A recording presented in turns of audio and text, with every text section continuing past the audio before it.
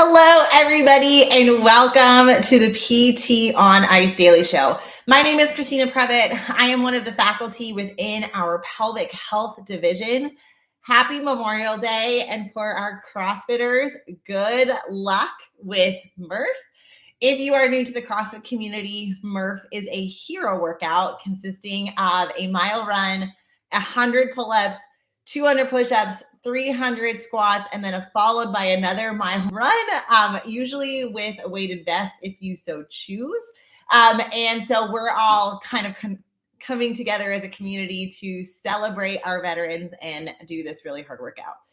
If you are looking for things going on in the pelvic health division, we are in Hendersonville, Tennessee this weekend for Pelvic Live, June 3rd, 4th. And then we are going to be in Parker, Colorado, the end of July, the 29th, 30th.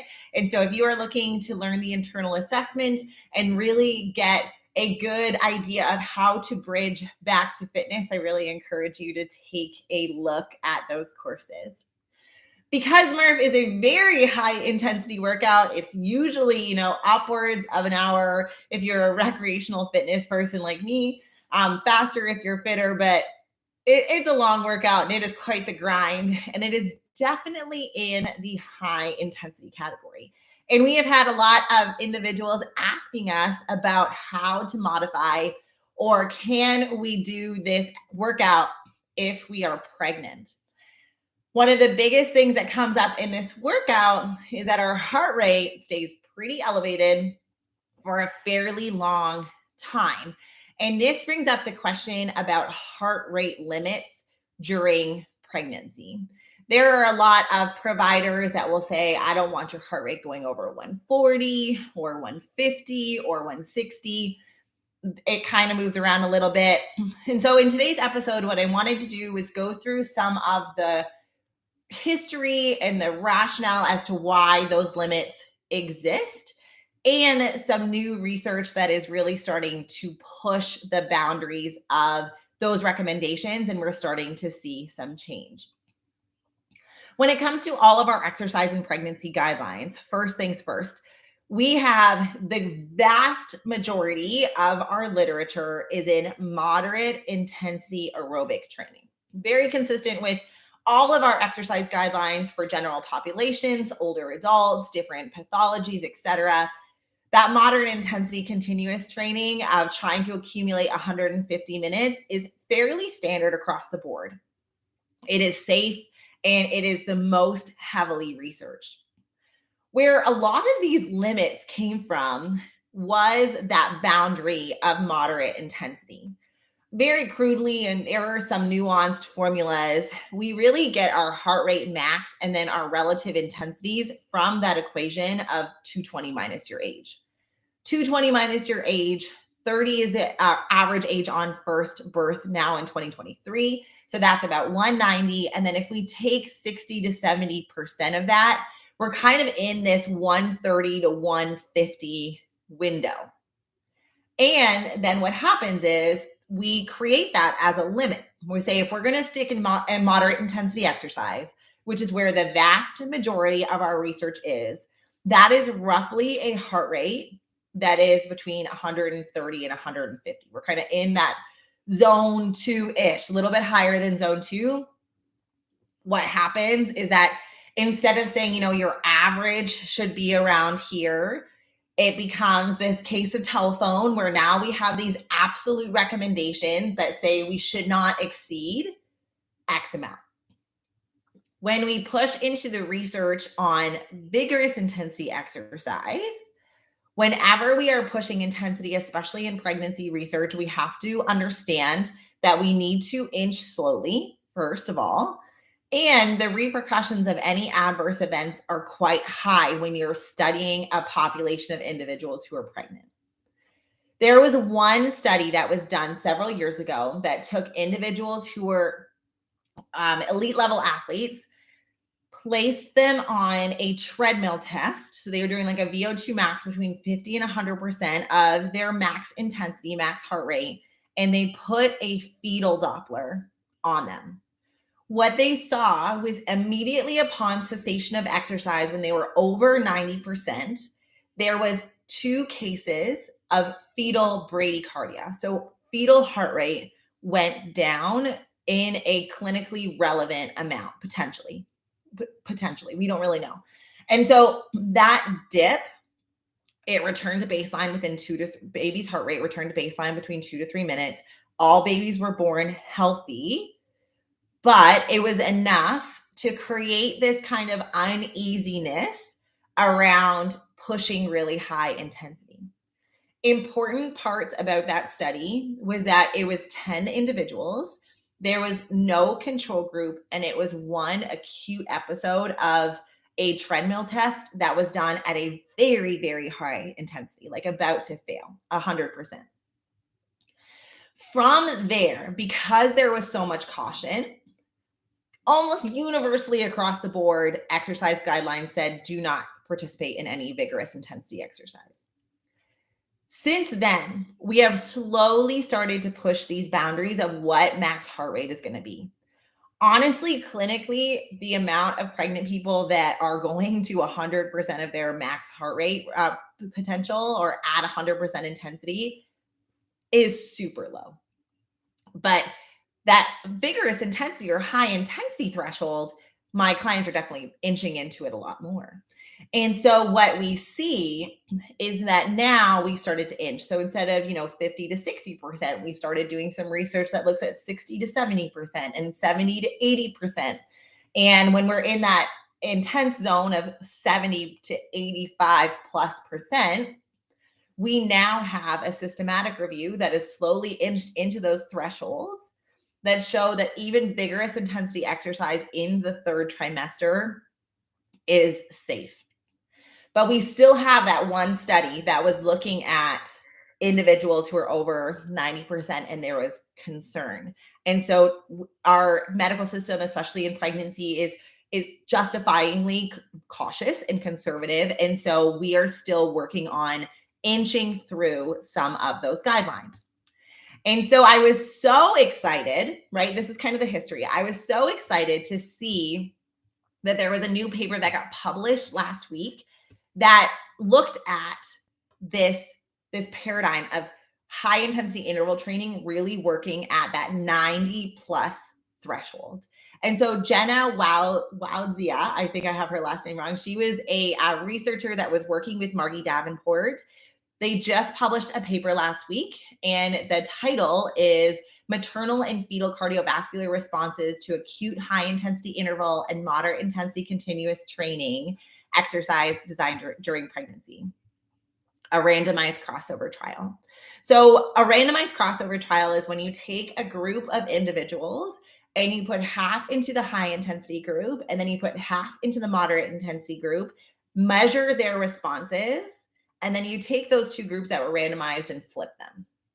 And so the order of being exposed, so there was 2 trials. The first time people came in, half the group randomly got high intensity and half the group randomly got moderate intensity. And then the second time they came in, they flipped. And so it was randomized in terms of the order, but it wasn't randomized in the fact that there was a control group that got nothing, or there was one group that got high intensity and the other got moderate. And the idea for this is that by doing this crossover, we're going to get more data points around individuals who participated in high intensity training. Because when you have when you have a very small sample size, and this is just the nature of research, and you have one adverse event in 10, that's a 10% adverse incident rate, right? Versus, maybe that isn't going to shake up to have that high of a percentage if we were working with a bigger sampling of individuals. But we have to do pilot data to see, is there a justification for more intervention? And now we have bigger data sets. And so what they got individuals to do was they took clients' blood pressure, their heart rate, and they did a fetal ultrasound to look at babies' responses to exercise. Their paradigm got them doing 5 minutes of 57 to 63% of their heart rate. And then the high intensity group did 1 minute of work to 1 minute of active recovery and did 10 bouts of that, 1-to-1. And then the moderate intensity group did 30 sustained minutes between 64 and 70% or 76% of their heart rate. And then they cooled down, or immediately after those intervals, they took fetal tracings, did a 5-minute cool down, and then saw how mom's heart rate and baby's heart rate recovered. Absolutely. I will put the research paper in the comment section. Thank you for asking that question, but absolutely, I'll send the link. And so when they did that, they tried to take a look at the blood flow through the umbilical cord, because the idea, or the theory, was if mom is working at a really high intensity, blood is going to be shunted away from baby and placenta because it is needed so much for the muscles and the heart that are pumping at a really high intensity. And so what they were trying to figure out is, one, is this true that that's going to happen? And two, if there's any responses to baby. And so they show that moms were really working hard, right? They saw their resting heart rate go from 85 beats per minute up to 163 was their max, plus or minus a standard deviation. Maximum heart rate was in the 170s, right? So they were working at really high intensities, and rest rate was going up. All of these things that were markers that they were working really hard through this paradigm. And what they saw was that there was a change in fetal heart rate, but it was an increase. And this was not different than moderate intensity training. So having this comparator group was super important. So in this study, they did not see any dips in heart rate responses. What they actually saw was that when mom was exercising, baby's fetal heart rate went up as well. And so the question that you all might be asking is like, is that bad? And the answer is no. We see very consistently, and some of my pregnant mamas who are maybe listening to this, they kind of wake their baby up when they're exercising, and they can feel baby moving around and wiggling a bit more when they're moving. And so that is just baby responding to mom's movement. And we're going to see some changes in fetal heart rate throughout the day as well, right? We're going to see that when baby is sleeping, they may come down a little bit. When baby is active and mom is active, then heart rate is going to come up, right? When they're kicking around, they're going to need more blood flow than when they're sleeping in utero. And so that was one thing. And then the second thing is that they actually showed that there was an increase in efficiency of umbilical blood flow. So they did not support the hypothesis that there was a shunting away of umbilical or placental blood flow into the uterus when mom was exercising at a high intensity. And so these are all really promising findings. So what this basically showed, that there was no empirical evidence of harm to baby when mom was working out at a high intensity, right? So this was not associated with any indicators that baby was in distress, right? There was no evidence of bradycardia. There was no evidence of changes in umbilical blood flow. And mom's responses to exercise was mirroring what a healthy non-pregnant individual would be experiencing. And so this is all very good news. Do we still need more research? Of course. But the overwhelming trend that I love to see is happening within the pregnant exercise and then trickling into the pelvic health space is that we need to stop the fear that is associated with movement during pregnancy. We know that exercise means health, that we advocate all the time, especially if you're listening to ICE in this fitness forward community, that we want to be removing the yellow flags, right? Our clinicians, we live in the land of the yellow. People wouldn't be coming to us for care if they were healthy and had no issues with movement. They're coming to us because of those barriers. And our job is to empower, remove those barriers, and bridge to fitness in a way that is accessible for the person that is in front of us. And so all of this evidence is starting to mount that shows us that our pregnant individuals are going to be able to choose the exercise that they love.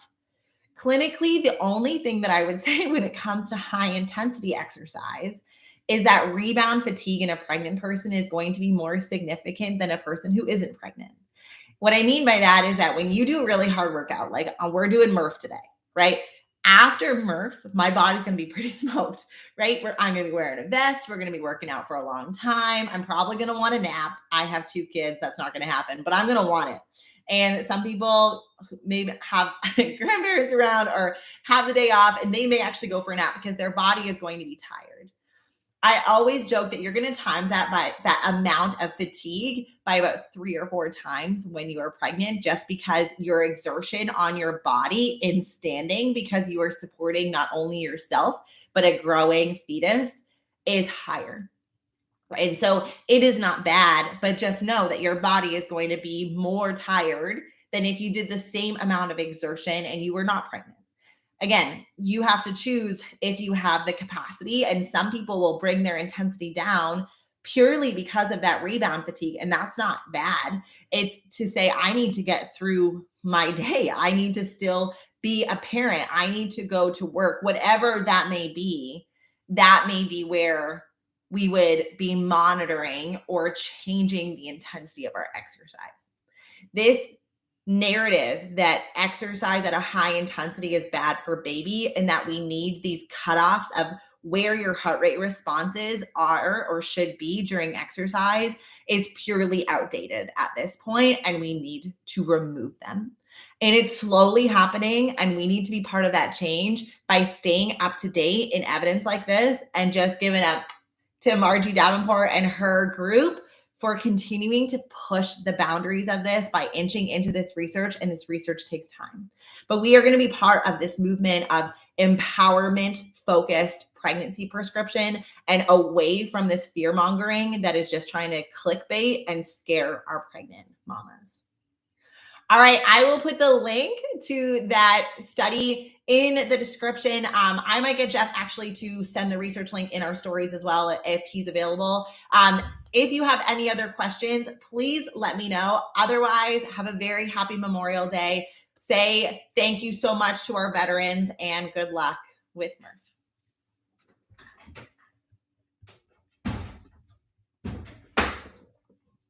Hi. Hello.